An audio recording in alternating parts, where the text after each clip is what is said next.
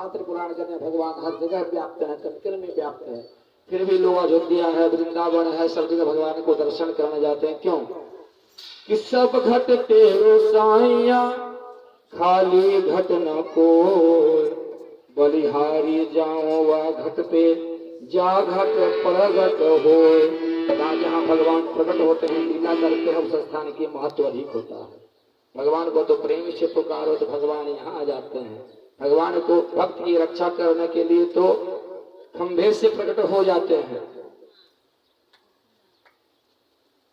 एक नामदेव नाम के बहुत बड़े संत हुए महाराष्ट्र के, वो भगवान को भोग लगाने के लिए अपने हाथों से खाना बनाते थे। एक बार रोटी बना करके भगवान के पास रखे और थोड़ा घी लाने की चले गए, क्योंकि रोटी में घी नहीं लगाए थे। अब वहां रख करके गए घी लाने के लिए, तभी कुत्ता आया और रोटी को मुंह में दबा करके चल दिया। और जो है घी लेकर के आए, देखिए कुत्ता रोटी लेके जा रहा है, पीछे से आवाज लगा रहे हैं कि ओ विठल भगवान कहाँ जा रहा है, कम से कम घी में रोटी में घी तो लगाने दो। अर्थात कुत्ते में ही उन्हें भगवान का स्वरूप दिखाई दिया, तो भगवान कुत्ते में ही उनको दर्शन दिए।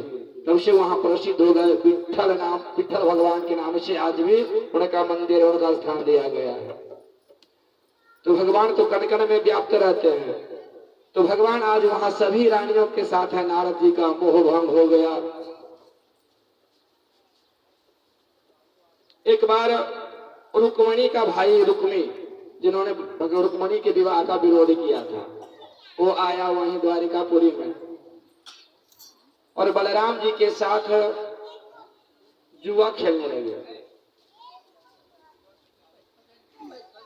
और जुआ में अगर हार जाता तो बलराम जी को ही वो भला बुरा कहता, अर्थात अपने से नीचा दिखाना चाहता था दोनों भाई को। बलराम जी तो गुस्से में तो शेषावतार है और उनको श्री कृष्ण तो जो है वो भला बुरा कुछ बर्दाश्त कर लेते हैं। भगवान कहते हैं अगर मेरे साथ कोई मुझे कोई अपमान करे तो मैं उस पर ध्यान नहीं देता हूँ, लेकिन भक्त का अपमान में बर्दाश्त भी नहीं करता है। भगवान रुक्मी जो है बलराम जी के साथ हंसी मजाक में कुछ भला बुरा कर दिया। बलराम जी गुस्से में उठे और गदा उठा करके एक गदा खींच के उसके माथे पर लगा दी। वही राम नाम सत्य हो गया। बोले एक बार तो तुमको बचा दिए हम। रुक्मणी का हरण हुआ था, उसमें बलराम जी के कहने पर छोड़ दिए, लेकिन आज लगता है मेरे हाथों में तुम्हारी मृत्यु लिखी हुई है और उसका काम तमाम कर दिए। अब तो जब रुक्मी मारा गया और रुक्मिणी उदास हो गई।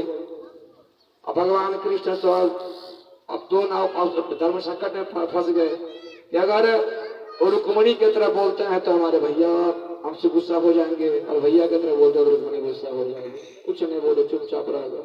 मामला वहीं समझ गया। भगवान श्री कृष्ण के एक पुत्र थे शांब, जिनका विवाह दुर्योधन की पुत्री लक्ष्मणा के साथ हुआ। दोनों में पहले से ही प्रेम था। दुर्योधन को पता चला तो शांब को ला करके अपने घर में कैद कर दिया। बलराम जी को जब पता चला कि शांब को दुर्योधन ने कैद कर रखा है, तुरंत वहां पहुंच गए गदा लेकर के। बलराम जी का नाम सुनते ही दुर्योधन तो भय से कांपने लगा, क्योंकि दुर्योधन को गदा चलाने की विद्या, गदा युद्ध करने की विद्या बलराम जी ही सिखाए थे। इस कारण था बलराम जी से वो डरता था। उस भय के कारण अपने मन से ही दोनों कभी अपने बेटी का विवाह शांत के साथ कर दिया। सुखदेव जी कहते हैं भगवान श्री कृष्ण के एक पौत्र था जिसका नाम था अनिरुद्ध। उसी समय एक असुर था जिसका नाम था बाणासुर। बाणासुर की बेटी थी जिसका नाम था उषा।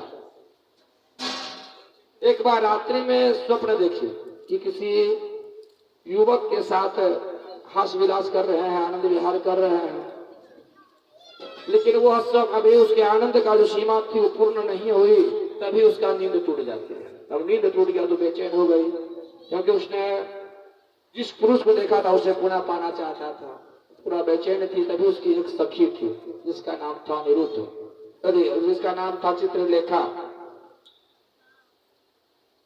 वह बाणासुर के मंत्री की ही बेटी थी। उससे जाकर के पूछी क्या बात है, क्यों इतने उदास दिख रहे हो, बेचैन दिख रही हो? कहते क्या बताओ, मैंने एक किसी राजकुमार को स्वप्न में देखा, उसके साथ में आनंद विहार कर रही थी, तभी अभी मेरी इच्छा पूर्ण भी ना हुई कि मेरा नींद टूट गया, मैं उसे पाना चाहती हूँ। वो तो स्वप्न में देखिए वह है कौन, दूर जानती नहीं थी, लेकिन वो चित्रलेखा में कहला था।